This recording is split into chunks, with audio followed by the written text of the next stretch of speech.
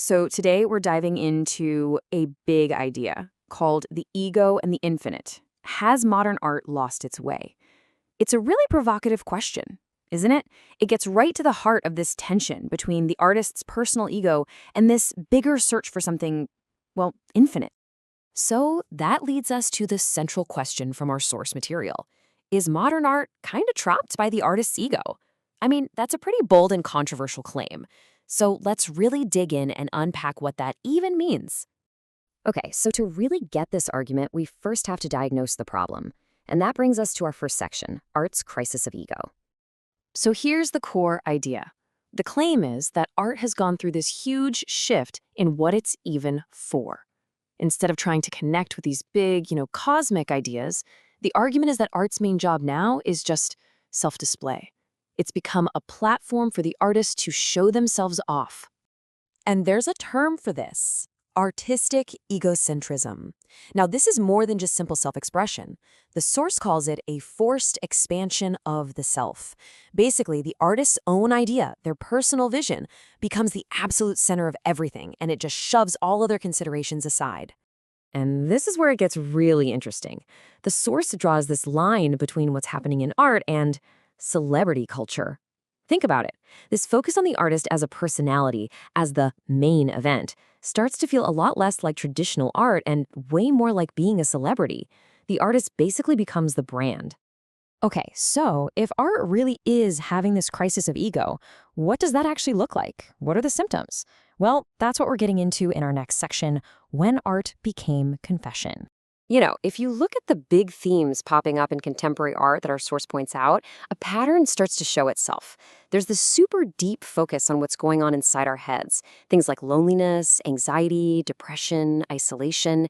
It's all about these really personal internal struggles being thrown onto the canvas for everyone to see. And what happens is that art becomes what the source calls a psychological manifestation.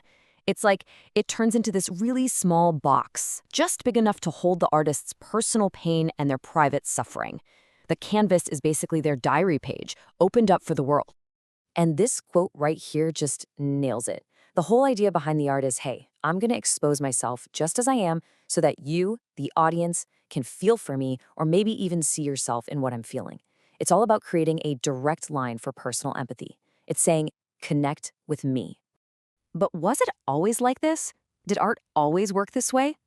The source says absolutely not. And that's the perfect lead-in to our next part, the counter-argument, the wisdom of old art. It's easy to think that old art, the stuff commissioned by, say, a church or a king, would be super restrictive, right? But here's the paradox the source points out. Even when they were told what to paint, the goal was always to tap into something way, way bigger than just how the artist was feeling that day. And this chart really puts it side by side. On one hand, you've got art as self-display. That's the artist looking inward, all about personal feelings. But then on the other hand, you have art as a communicating vessel.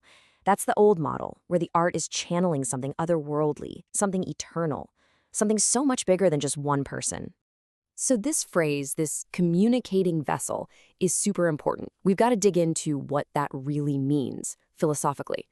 And that's what Section 4 is all about, death of the little self. So let's break it down. What exactly is this communicating vessel? Well, it's a metaphor, right? It describes art that isn't just a container for one person's ideas. Instead, it's a channel for these massive, universal concepts. So what's flowing through this vessel? Well, according to the source, pretty much everything. First, it connects the past, the present, and the future. Then it pulls in the non-human world, nature. It also connects to the beyond human, the divine. And finally, it taps into those experiences that we all share, the things that make us universally human. And when an artist plugs into that great sea, their own little personal needs and their ego just kind of dissolve. Poof. They're not just expressing themselves anymore. They've become a conduit, a channel for something so much bigger. This is what the source calls great art, and the definition is, wow. It's called another kind of death. Not a real death, obviously, but the death of that small little self. It's about dissolving the ego so it can connect with what they call the source, this universal, timeless well of meaning that we're all looking for. So, what happens when we lose that connection? What's the real cost here? Well, our final section sums it all up with one really powerful metaphor: the caged fantastic bird. Just picture this. The quote says, "Art is like a fantastic bird. It's supposed to fly, to soar up into the infinite. But in its modern, ego-obsessed form, its wings are cut. It's stuck on the ground. And what is it fed? Just a bunch of small grains, little bits of personal anxiety and individual worries." And the result of that is, well, it's simple, but pretty devastating. If art is only fed little things, it can only feed us little things in return. It can't lift us up because, well, it can't even fly itself. Ultimately, the way the source describes this is as a kind of suffocation happening right inside the ego. Instead of reaching out, expanding into the infinite, art that's trapped like this is just constantly closing in, getting smaller and smaller. And that leaves us with one last really big question to think about. If art stops trying to reach for the infinite, then what's left for it to do? I mean, if all it does is show us a reflection of our own small individual lives, what does it really give us in the here and now?